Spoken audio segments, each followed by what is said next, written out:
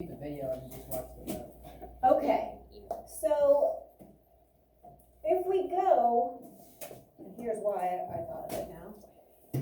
If you think real quickly, come on, to our layers, right? We have the crust, and then we have a little bit thicker of a layer, which is our lithosphere. And then beneath that, we have our asthenosphere layer, right? So crust, and then crust and the next layer are our lithosphere. And then that hot, kind of gooey layer is our asthenosphere. Whoa. Okay.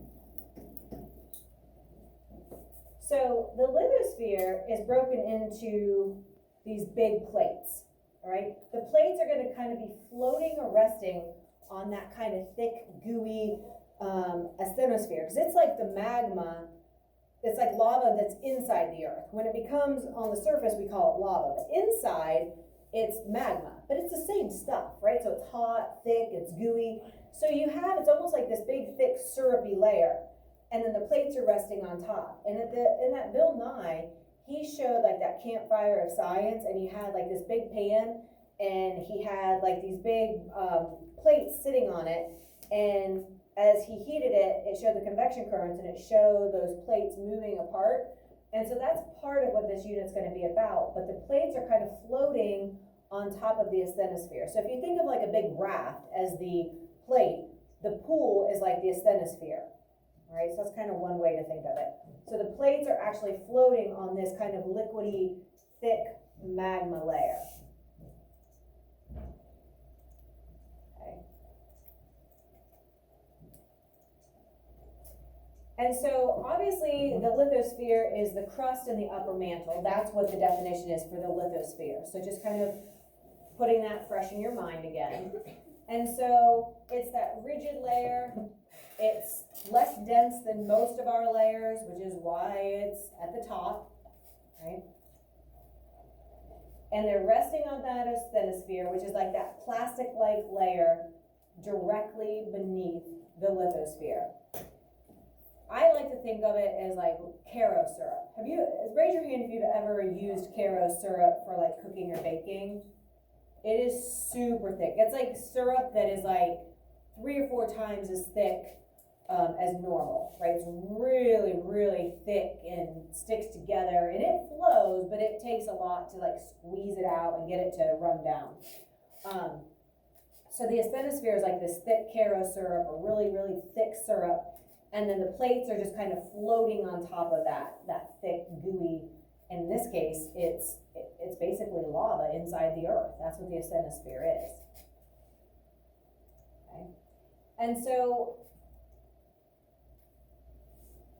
the theory of plate tectonics sets this all in motion, that the outer shell is divided up into these plates, and they glide or have the ability to glide or move over that asthenosphere layer.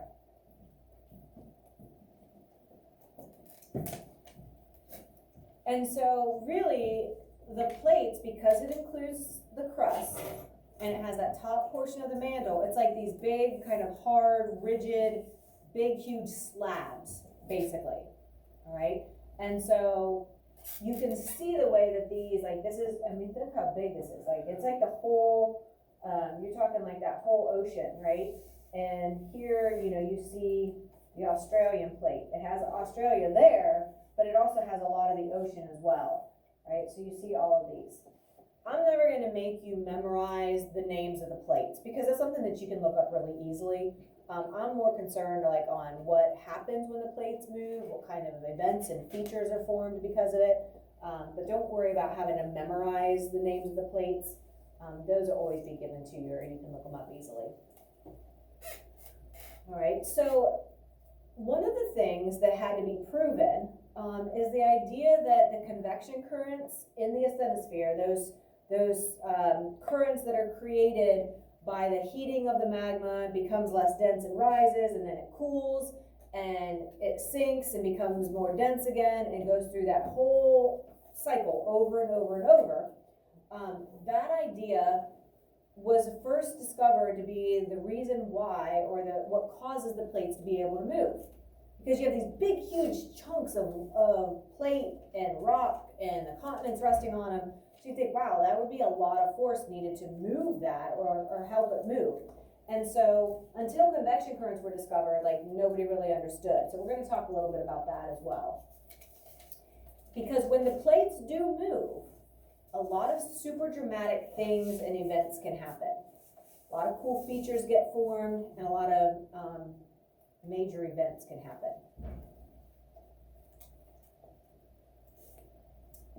All right, so there are four main pieces of evidence to support that plate tectonics is real. So a theory in science is like a big idea. It is not like a law. A law is like final, like 100%, it's agreed upon, like the law of gravity. Everybody agrees that gravity is a thing, right? It's for real. So it's not the theory of gravity, it's the law of gravity. Just like Newton's 3 laws of motion. They have been proven time and time again. Everybody agrees with them. A theory is close to a law, but it's not quite there yet. So like there's still evidence that's being provided. You have to have a lot of proof and a lot of backup. So it's a big idea, it's a big explanation for something, but it's not 100% like at that category of being a law yet. All right, so there is a lot of evidence to support the idea that these big plates have moved over time. All right, so we're going to look at the four pieces, and the first one that we're going to start with is the idea of continental drift. Right? It's exactly what it sounds like. Continents drifting. Pretty basic idea, right? So we're going to look at continental drift and what that means, and kind of who helped identify this.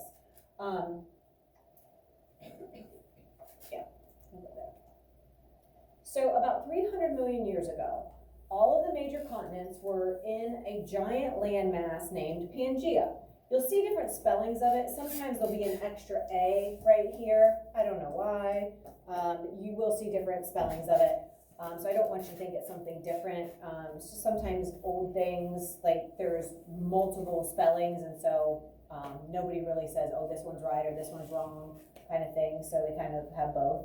So Pangaea. And during this time in North America, it was situated right next to Western Africa.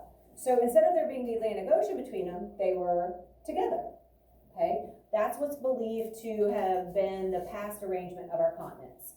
Obviously, this is not the way things are set up now, all right? And so because of that, we have to be able to explain, well, how could this have happened? What caused these giant continents to drift and move apart, okay? Let's stop there, because a couple of these videos are a little bit long. So